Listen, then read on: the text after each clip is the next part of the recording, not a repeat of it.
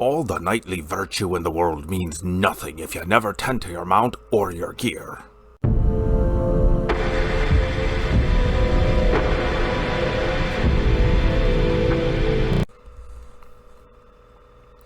Hello everyone, and welcome back down here to the Gamer's Den with me, your host, Jordan, your master of lore and storyteller extraordinaire.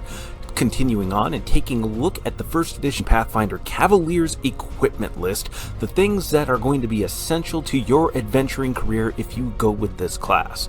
Now, we have a lot to get through, but before we get into that, if you're new here to the channel, go on down there, hit the subscribe button, and become a regular member here at the Gamer's Den.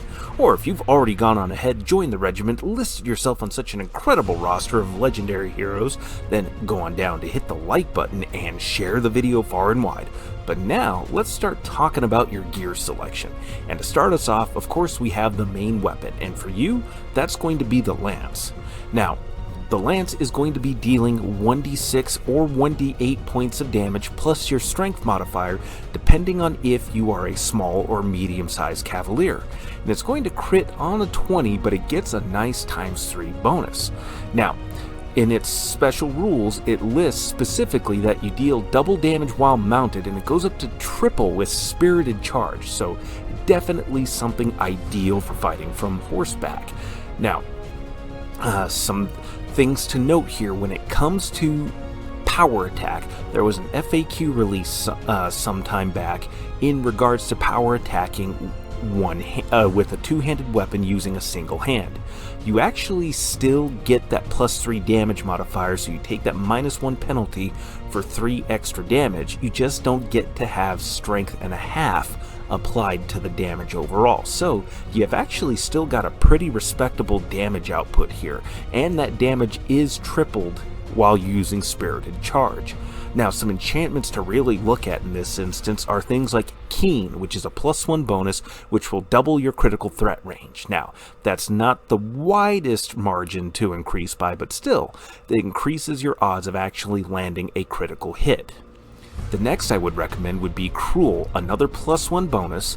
When you hit a shaken, panicked, or frightened target, they become sickened for 1 round. When you kill a target with this weapon, you gain 5 temporary hit points that last for up to 10 minutes. That's a substantial amount of combat time right there, and given that some of our order options, the abilities that they provide, can help us to inflict that kind of a state, as well as our feat selection as well, this can be an incredibly beneficial enchantment for you to take advantage of, especially given how much damage you can do on a charge.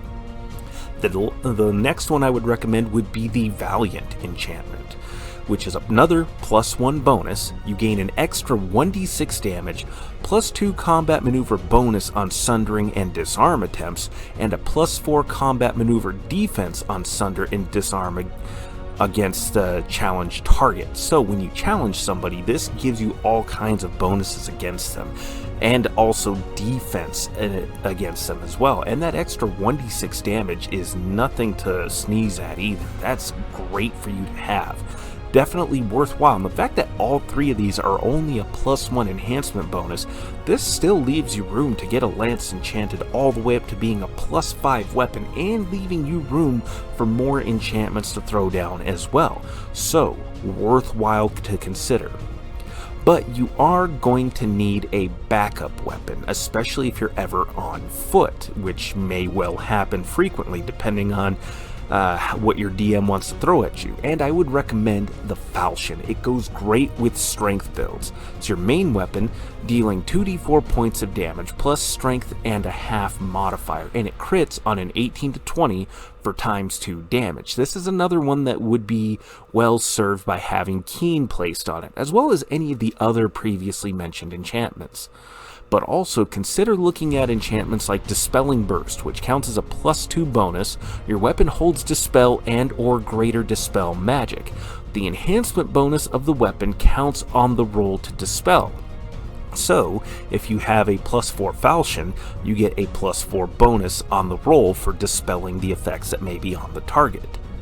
The next one I would recommend would be Invigorating, another +2 bonus.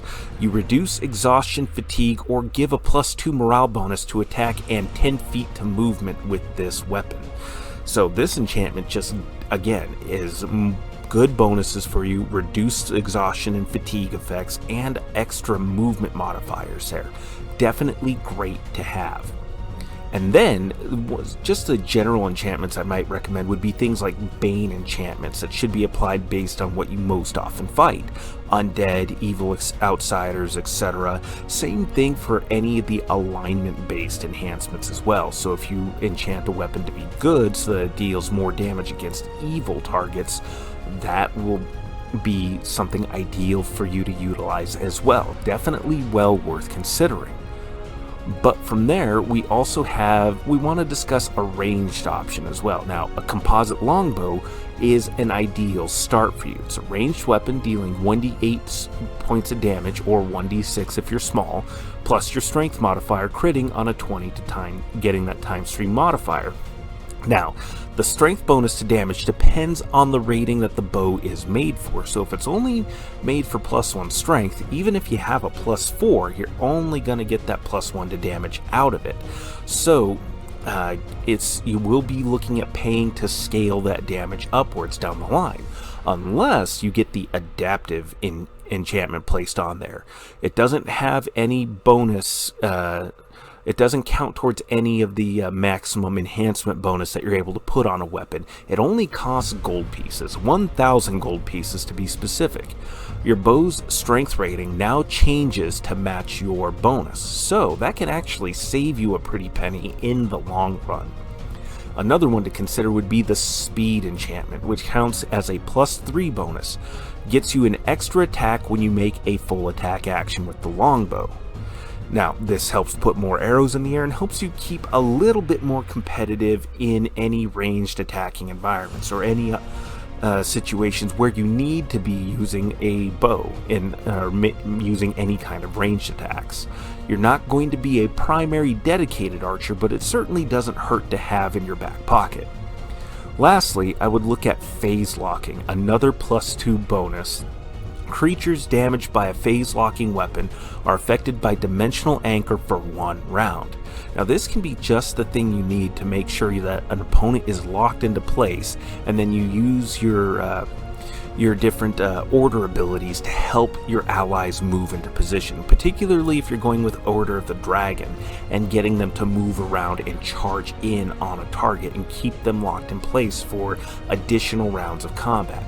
Definitely helpful. Ideally, whoever the caster is in your party should already be doing this, but if for some reason you're higher in the initiative order and this is your best chance to make sure somebody stays in place, certainly something worth considering there, although again, you're not a dedicated ranged attacker. But then we go on to your defensive pieces of equipment, and we're going to take a look at the Breastplate. This is probably going to be your starting armor, giving you +6 to your armor class, a maximum dexterity bonus of +3, and an armor class penalty of -4. Now, some enchantments to possibly consider if you decide for some reason to keep up with the Breastplate, but definitely think about these for later on down the line once you get onto your main piece of defensive equipment, your main piece of armor, would be things like Determination. Now, Determination costs an incredible 30,000 gold pieces, but it's one I recommend regardless of the class. I mean, ideally, any tanky frontline fighting class should have this. Once per day, when you hit 0 hit points, this will auto-cast the Breath of Life spell on you. This puts you back on your feet and keeps you in the fight and buys enough time for a healer to come over and hit you with the heal spell and keep you in play, because let's be honest, by the time you're able to afford a 30,000 gold piece enchantment, whoever the spellcaster is, whoever the healer is, they're going to be able to hit you with the heal spell and keep you around for the rest of the fight.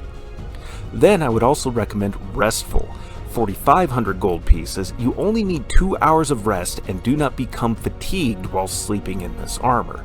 So, if you're in a hostile environment where attack seems likely, definitely worthwhile to have. This means you essentially rarely ever need to take off your armor. Not that you'll never have to do it, but still. Then, I would also consider the Advancing enchantment, a +1 bonus. Once a round, when the wearer drops an opponent to 0 hit points or less with a melee attack, they can immediately move up to 10 feet as a free action. This movement does not provoke attacks of opportunity. Now, advancing would be useful for you for those moments when you're on foot, but this is also an enchantment that I would recommend putting on your mount's armor, whatever kind of barding they may be wearing, even if it's just chainmail. Having advancing put on them, especially given that they can benefit from the bonuses you provide with your challenge ability, or if you have pack flanking to help boost their ability to attack a target, or if you have the ability to wild shape your animal companion, your mount, then having advancing placed on their armor can help give them some tactical mobility options when they drop a target, if they drop a target. And now we come to what will be the mainstay for your armor for what is ideally the bulk of your adventure and career, and that's Fullplate. Now, Fullplate will give you an armor bonus of +9, a max dex bonus of +1, and an AC penalty of -6, and reduces your speed down to 20 feet. Now, the max dex bonus doesn't really hurt us since we are a lower dex build, and that armor class penalty and the movement reduction, or the speed reduction, doesn't hurt too bad because, again, we're going to spend most of our time mounted, and that'll negate the speed reduction, and all of the skills that we are going to be regularly using aren't really armor class dependent. So or at least they're not going to have that armor class penalty factored into it. But when it comes to the enchantments you want to put down on your armor, something like Mind Buttressing will be incredibly useful for you given your weak will saves. This counts as a +2 enhancement bonus, and it gives you a +2 resistance bonus on will saves and gives immunity to possession and mental control. Things like charm, compulsion effects like command, these things are significantly detrimental to you and your party when you fall under the sway of them. So having immunity to possession and mental control is massively useful. Then we have the Champion enchantment, which counts as a +1 enhancement bonus, and you gain a +2 to your armor class against the target of your challenge. Given that your challenge ability is going to be reserved for some of the more significant threats on the battlefield, this is well worth it to have, giving yourself that extra bit of armor class. Very, very much useful and worthwhile. Now, the next piece of equipment is incredibly useful, but it may depend a little bit on a few rulings on some things from your DM, and we'll get into that in a moment. It's the Heavy Shield, whether you go with the wooden or steel variety. This gives an armor bonus of +2 and an armor class penalty of -2. Definitely another good boost to have, especially if it gets enchanted and has an enhancement bonus to its armor class. Some enchantments to consider, though, would be things like Rallying. Costs 5,000 gold pieces, and it gives allies a +4 morale bonus versus fear effects within 30 feet of you, and it stacks with your banner ability to give a +6 bonus in total. Pretty solid, pretty hefty all the way around there, and because it doesn't eat into any enhancement bonus, you can get other things applied pretty freely. Things like spell dodging, which count as a +2 bonus, gives a +4 dodge bonus to AC against attack rolls from spells and spell-like abilities, touch spells, and those of summoned creatures. So all the way around, a great benefit to have, because again, things that are going to be affecting you directly are going to negate the armor class benefit that you have from your heavy steel shield, from your full plate armor. So being able to have that dodge bonus in place to help get out of the way of some of these ranged touch attack kind of spells are going to be absolutely essential for you. Now, when it comes to the heavy shield, though, you may not always be able to make use of it, because with this particular build where you have power attack and then also furious focus. Now, with power attack, you can use a lance one-handed and still get that +3 damage modifier from the power attack feat. You just don't get to apply your strength and a half bonus to the weapon for using it two-handed. Now, this has opened up a lot of questions and debate that have been raging on for literal years now as to whether or not Furious Focus then also works. I can see it both ways personally, but the deciding factor that for me that leans towards no is that the ride skill already has rules in place for a rider on a mount to be able to direct the mount with their knees, thus freeing up their hands to two-hand a weapon. So, if you're two-handing a weapon, you're not going to be able to use a heavy shield like this. You could use a buckler, but not a heavy shield. The only way to use a heavy shield in that instance when you're two-handing the lance to get your full possible damage bonus out of it is if you give it the dancing ability, so that way it's able to fly around you and block and protect for you while you're two-handing a weapon. Now, this could be safe for those moments where you're making that really big charge and you need to make sure you put as much damage on a target as possible, but you're also not going to be hurting all that much if you decide to forego your strength and a half bonus, given that power attack will still give you that +3 modifier boost per attack bonus penalty that you take. So, something worth thinking about, something worth talking with your DM about. If your DM decides that you are free and clear to use Furious Focus one-handed, even though normally it requires two hands on a weapon, two-handed weapon, or two hands on a one-handed weapon, then great, fantastic. Just remember, if your DM's ruled that it works for you, it's going to work for all the NPCs too, so that could be very, very dangerous for countercharging enemies. But then we go on to the rest of your equipment, and the first thing you're going to want to look at are things like the Belt of Giant Strength. Coming in at 4,000, 16,000, or 36,000 gold pieces, this gives a +2, +4, or +6 bonus to your strength, depending on how expensive a version you're able to get. Although, if you're lucky enough to come across one, a Belt of Physical Might that gives a bonus to Strength and Constitution is worthwhile. However, they come in at 10,000, 40,000, and 90,000 gold pieces, if it's available for purchase. But then the next one is a mainstay for any adventurer, the Cloak of Resistance. Joining me now is my most adorable co-host, Atticus, apprentice storyteller and uninitiated to any circles of lore. Hello, son. Are you having fun? Working pretty hard on this juice box. Wow. Significant damage. Thank you. But back to the Cloak of Resistance. It comes in at between 1,000 to 25,000 gold pieces in cost and gives either a +1 to +5 resistance bonus to all of your saving throws.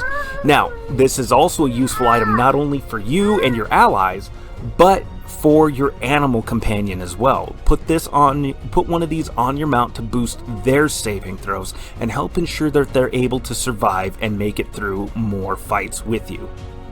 Then we also have Rings of Protection coming in at 2,000 or up to 50,000 gold pieces. These rings can give a +1 to a +5 deflection bonus to armor class. This also counts towards touch armor class to help against those ranged touch attack spells that we brought up earlier. Then another classic mainstay is the Handy Haversack, coming in at 2,000 gold pieces. This has two side pouches that hold 2 cubic feet of material, or up to 20 pounds, one center pouch that holds 8 cubic feet, or up to 80 pounds, and it allows you to draw items without provoking attacks of opportunity. Another thing to consider, depending on the kind of mount you have, would be something like the Horseshoes of Speed. They cost 3,000 gold pieces, and they come in a set of 4 iron horseshoes that add 30 feet to a hooved animal's land speed. So, elk, deer, reindeer, horses. These animals will benefit greatly from the Horseshoes of Speed overall. You still have a few more things that you'll want to consider as a Cavalier. Things like the Headband of Inspired Charisma. Given that so many of our class skills are based in Charisma and we started off with a decent Charisma score, this can be well worth the investment for you, especially if nobody else really needs it. This comes in at 4,000, 16, or 36,000 gold pieces and gives a +2, +4, or +6 bonus to your Charisma. Now, if a bard needs it or if a sorcerer needs it, then certainly let them have first crack at this, but if you can get an extra one, definitely well worth the time and the investment. Also, look at getting an efficient quiver, coming in at 1,800 gold pieces. These have 3 slots.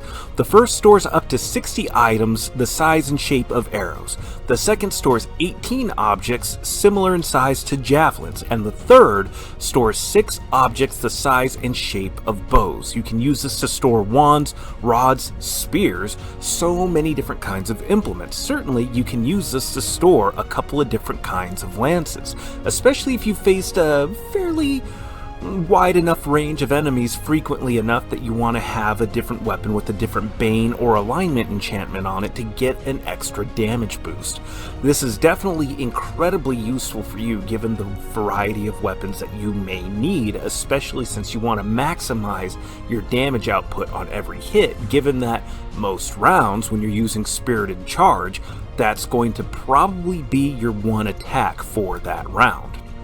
So certainly worthwhile. But another great one to have in your back pocket is the tree feather token.